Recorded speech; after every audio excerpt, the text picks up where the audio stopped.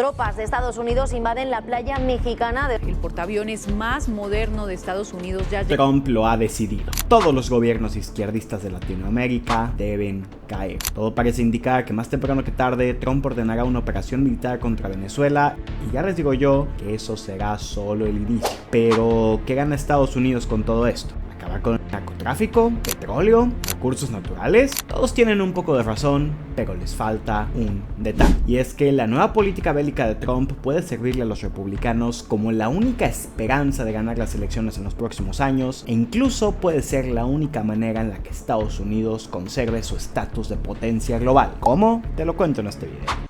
América para los americanos.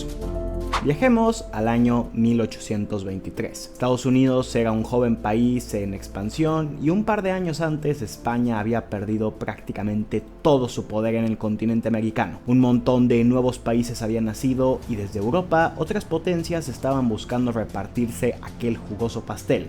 Rusia, Alemania, Francia, Reino Unido e incluso algunos españoles que querían reconquistar el continente buscaban dominar a estos nuevos e indefensos países. Es ahí cuando este señor de aquí, James Monroe, expuso lo que sería una de las grandes bases de la política exterior estadounidense: América para los americanos. Estados Unidos no permitiría que los europeos entraran a los países americanos y, de ser necesario, apoyaría a cualquier grupo que estuviera dispuesto a enfrentarse a los invasores europeos. A mediados del siglo XIX, cuando Francia invadió México, los gringos apoyaron al mexicano Benito Juárez, que estaba luchando una guerra contra el emperador austriaco puesto por el sobrino de Napoleón. Unos años después, Estados Unidos también apoyó a Venezuela en su disputa por el Esequibo con los británicos. Y por si hay alguien aquí que piense que todo esto los gringos lo hacían solamente por buena voluntad, ¡oh sorpresa!, claramente no. Lo que esta doctrina significaba realmente es que sí, los europeos podían tener el control de África, Medio Oriente o Asia-Pacífico, pero el continente americano era propiedad de los gringos. Y gracias a esto es que Estados Unidos comenzó a tener un estatus de potencia global. Con el paso de los años, el dominio estadounidense dejó de estar solamente en América y comenzó a impactar a todo el mundo. Estados Unidos buscaba tener cierta influencia, o por lo menos evitar que sus enemigos la tuvieran, en prácticamente cualquier rincón del planeta. Pero mientras eso pasaba, los nuevos enemigos de los yanquis también trataron de incursionar en su continente. Los soviéticos en la Guerra Fría consiguieron que varios países tuvieran revoluciones socialistas y comunistas que, aunque en su mayoría terminaron reprimidas y derrocadas, hubo un par que lograron mantenerse incluso hasta el día de hoy. Eso sí, el mundo está cambiando. Hemos pasado de una primera guerra fría en la que el mundo se dividía de acuerdo a una cuestión ideológica, de capitalistas contra comunistas, a un mundo más pragmático, donde las nuevas alianzas tienen más que ver con geografía y cultura. Las llamadas zonas de influencia están de vuelta. Y ya vimos cuál ha sido la zona de influencia yanqui desde sus inicios: el nuevo mundo multipolar.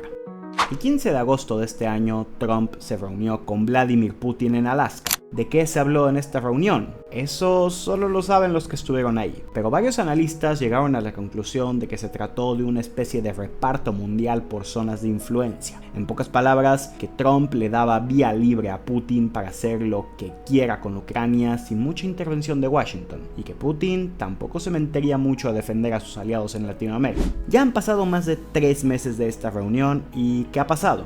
Estados Unidos ha pasado de considerar Ucrania un tema fundamental, como pasaba con Biden, a ser un problema del que Trump está intentando salir por todos los medios. Los republicanos ya se dieron cuenta de que esta guerra no puede terminar así como así, porque hay demasiado en juego, pero lo que sí que han hecho es disminuir su ayuda a mínimos históricos para que, incluso aunque la guerra siga por muchos años, esta no le afecte demasiado a los gringos.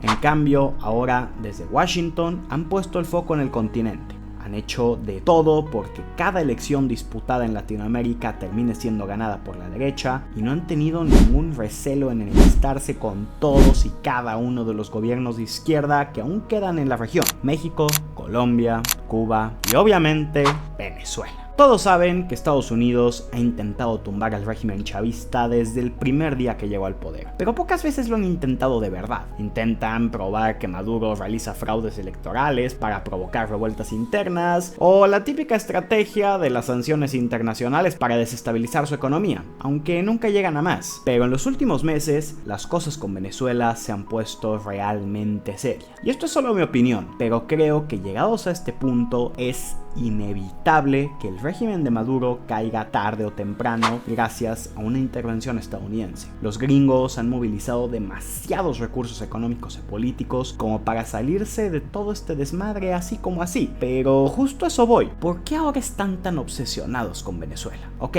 ya entendimos que la doctrina Monroe y el dominio de América como zona de influencia es sumamente importante para los yanquis. Aparte, llegados a este punto, resulta hasta ridículo mencionar las enormes reservas de crudo que tiene Venezuela y lo importante que es para Washington que este crudo deje de llegar a China. Pero ¿qué si les dijera que hay algo más? Hay un enorme grupo en la derecha trumpista que está pidiendo a gritos que esta invasión se lleve a cabo. Y si queremos entender todo esto, tenemos que hablar de ellos.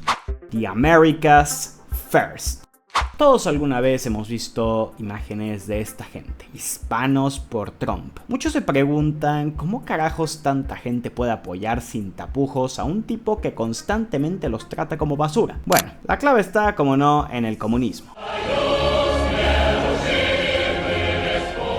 Miren, hoy no es el día en el que hablaré de Cuba o Venezuela y de quiénes son los culpables de su situación económica, pero el punto es que la gran mayoría de los cubanos, venezolanos e incluso hispanos de otros países que también viven en Estados Unidos están convencidos de que el socialismo ha sido lo que destruyó sus países y ven en el Partido Demócrata una especie de extensión de ese socialismo que tanto odian. Insisto en que eso es tema para otro video, pero qué pendejada. El punto es que un gran número de hispanos, de los cuales muchos tienen derecho a voto, apoyan a Trump y le exigen incluso que sea más duro con tipos como Maduro o Díaz-Canel. Pero no solo son un grupo de votantes a secas que la verdad en términos cuantitativos no tienen mucha importancia. Esta gente tiene mucho poder. Y la prueba más clara es este señor de aquí, Marco Rubio, el actual secretario de Estado de Donald Trump, o sea, el encargado de la política exterior. Hijo de migrantes cubanos, Rubio siempre se ha vendido como un gran opositor de la izquierda y de las llamadas dictaduras latinoamericanas. Y en varios de sus discursos, Rubio ha hablado de enfocar la política exterior gringa en el propio continente. Con esto se puede referir obviamente a los ataques militares y agresiones directas contra regímenes opositores, pero también en tratar de recuperar la influencia económica que han perdido incluso en países donde no tienen gobiernos opositores a Estados Unidos. Países como Perú, Chile o Argentina, que no están gobernados precisamente por antiyanquis declarados, ya registran más comercio con China que con los Estados Unidos. Y si los gringos quieren mantenerse como una potencia de primer orden, por lo menos en el continente, eso debe de cambiar. En un momento en el que el gobierno de Trump tiene serios problemas internos, una guerra podría ser una distracción perfecta para que no se hable de todos los escándalos que tiene Trump actualmente. Y en este momento, la opción de Venezuela, un país odiado por muchísimos americanos y acusado por gente como Marco Rubio de narcoterrorismo, puede ser sin duda la alternativa menos criticada para que desde Washington se siga haciendo la guerra por el mundo. Eso sin contar el hecho de que es mucho más sencillo de ejecutar. Tanto Rubio como Trump reconocen implícitamente que Estados Unidos ya no tiene la capacidad para dominar el mundo. Ya les es imposible como antes comenzar guerras al otro lado del planeta y controlar países de los cuales la mayoría de sus ciudadanos ni siquiera han oído hablar. En cambio, enfocarse en Latinoamérica es bastante más sencillo. Estados Unidos tiene una enorme base militar en medio del mar Caribe llamada Puerto Rico, además de múltiples aliados, por llamarlos de alguna manera, que podrían brindar apoyo logístico en caso de que Trump finalmente decida iniciar una guerra en la región. Por lo que sí, estamos viendo la caída del imperio estadounidense y eso nadie lo puede negar, pero no por eso deja de ser un enemigo peligroso para cualquier intento de soberanismo, por lo menos en esta parte del mundo. Para entender mejor esto, podemos compararlo con lo que pasó con Rusia, que tras la caída de la URSS, que en términos geopolíticos fue el golpe más duro que han recibido los rusos en toda su historia, tuvieron que asegurarse de no perder por completo a los países que ellos consideran como su zona de influencia. Y esa política ha traído guerras y desastre a la región incluso 30 años después. Este es el motivo por lo que, al menos en este momento, yo soy bastante pesimista sobre el futuro de la región. Con el surgimiento de las ultraderechas, que no son otra cosa más que la voz de Washington al sur del Río Grande, seguramente veamos una nueva época de represión a todo gobierno o simple ciudadano que se oponga a la nueva doctrina Monroe del siglo XXI. Por cierto, hablando de ultraderechas, tengo varios videos en este canal sobre ellas. Vayan a verlos, así entenderán mejor todo este panorama. Nos vemos.